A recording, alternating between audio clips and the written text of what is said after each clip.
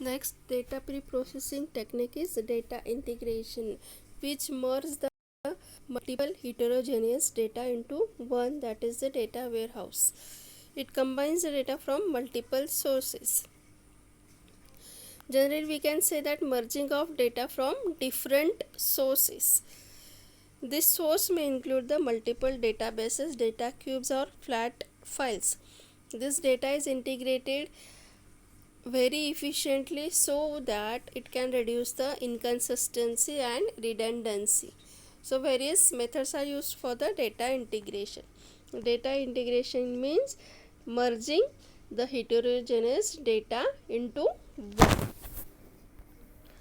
Next is data transformation. So in this, the data is transformed or consolidated so that the resulting mining process may be more efficient.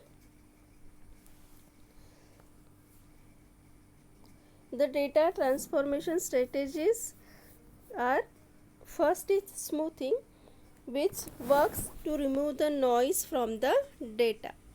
So how we will remove the noise from the data, that will be taken in the last lecture, that we can remove the noise from the data by the techniques that is called as the binning, regression, and clustering.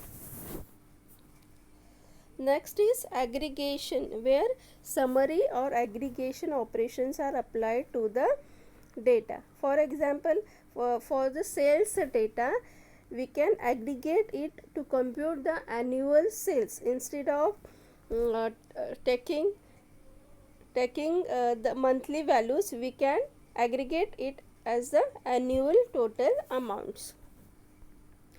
Then generalization. In this, the low level concepts are replaced by the higher level concepts. Then normalization, in which the data are scaled so as to fall into the small specified range, such as -1.0 to 1 or 0.0 to 1.0. That is the normalization. Then attribute constructions. Here the new attributes are constructed, that is also called as the feature constructions, where the new attributes are constructed and added from the given set of attributes to help the mining process. Okay, so these are the data transformation techniques. There is one technique, that is discretization, in which the data is discretized into the intervals. For example, suppose the age is given of the customer, then we can discretize that age into the youth or middle age or senior. So we can discretize as youth, middle age, and senior. Okay, next is concept hierarchy generation from nominal data, where attribute such as street.